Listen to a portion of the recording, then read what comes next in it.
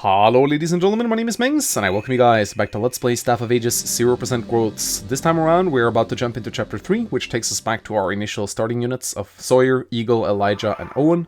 So Chapter 3 is a route map, which means we have to take the fight to the enemy. We can't just sit around and wait for them to come to us.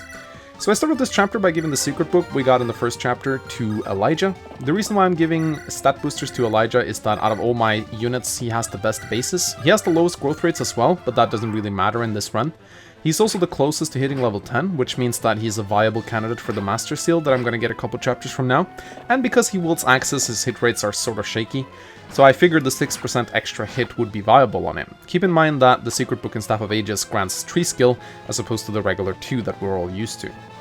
So right here, a bunch of units are charging in on the left-hand flank, and the green units are actually sort of more of a hindrance than they are a help. The 2 green units on the side here, they're busy fighting this fighter. But the green units on the left-hand flank is actually in the way, so I'm going to have to pick him up with Eagle in order to progress.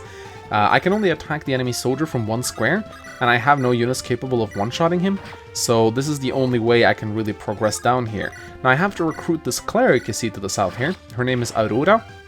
She can be recruited by both your lords, but I decided to use Owen for this because Owen is by far the tankiest of the 2.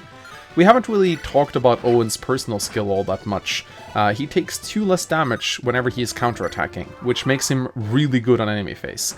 Sawyer obviously can one-shot mages with his Nimbus Tome, and he is much more likely to double with his higher base speed, but he's also squishy and made of tinfoil paper, so if I tried to do this with Sawyer, he would most definitely die. Now there is a mage that runs head first into Owen, but there is also an archer to the south that you guys can't see until now. Now as you can see, they both knocked Owen down to 4 health, and since he takes 2 damage less from counterattacks, this means that without his personal skill, he would be dead. So right now, the only thing I have left to do is mop up the initial pack of units. That shouldn't really be hard, seeing as they are all injured. And then we will actually get to see Owen's personal weapon in action. Now, Sawyer just killed that mage with his Nimbus Tome. You should be fairly used to that tome at this point, but you haven't actually seen Owen use his own personal weapon all that much.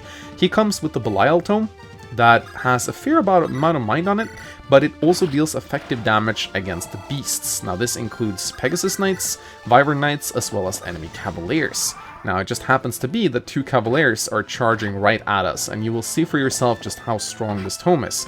I dare say it's one of the better weapons in Staff of Ages. In fact, I would just classify Owen as the better lord, especially in this 0% growths run, because he's super tanky and he has the ability to one-shot cavalry. Now, over here, this green soldier fails spectacularly at killing the enemy fighter. I actually thought that he would, but I guess the RNG wasn't really with them, so I'm gonna have to come back and deal with that guy later. Now, I'm not precisely aiming for an LTC strat, but at the same time, I do like to complete these maps quickly, because sometimes it makes me avoid reinforcements and the like. Now, Eagle's gonna put his javelin to use here, that he got in the first chapter. I put it on him so that he is able to retaliate against the soldiers and the incoming archer. The armor knight that you see standing to the right there is actually stationary. The soldiers are stationary as well, so they will not move from their positions. In Staff of Ages, you can see what enemies are stationary by hovering over their movement range. They actually physically have 0 move, so that allows you to see what enemies will move and what enemies won't, which is really, really helpful when you're planning out strategies. Now, the green unit just went down. Press F to pay respects, I guess. That is actually really annoying, because I got another green unit to the left there who was also really low, and that fighter will definitely go for him unless I send someone to bring him down there. It's not really a huge issue, but it is very annoying. Now, thanks to the Nimbus Tome, I'm able to clear this mage out. But you'll also see Eagle pulling off a spectacular move right here. He's actually able to crit this archer. He did fail 2 javelin hits though, last enemy phase, so I guess he's making up for what he lost. It makes my day a lot easier because it was getting very crowded down there with a lot of enemies. You may also have noticed that that archer did indeed counterattack Owen. This is because he comes with a short bow. Short bows in Staff of Ages have 1-2 range, so just be very wary of that. Archers might actually be able to hit back when you'd least expect it. Here, Sawyer comes pretty close to dying. I'm very glad that Armor Knight is stationary, or else he would have definitely killed him. But he pretty much just stands about and does nothing, so I can take my time with him.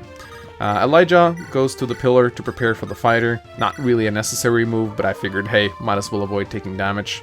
Now, I haven't talked that much about Aurora's special ability. Whenever Aurora heals units, she actually increases their speed by 3 points. She also has a special staff, the Bloom Festal, that has 1-2 healing range, so she can actually heal without putting herself at risk.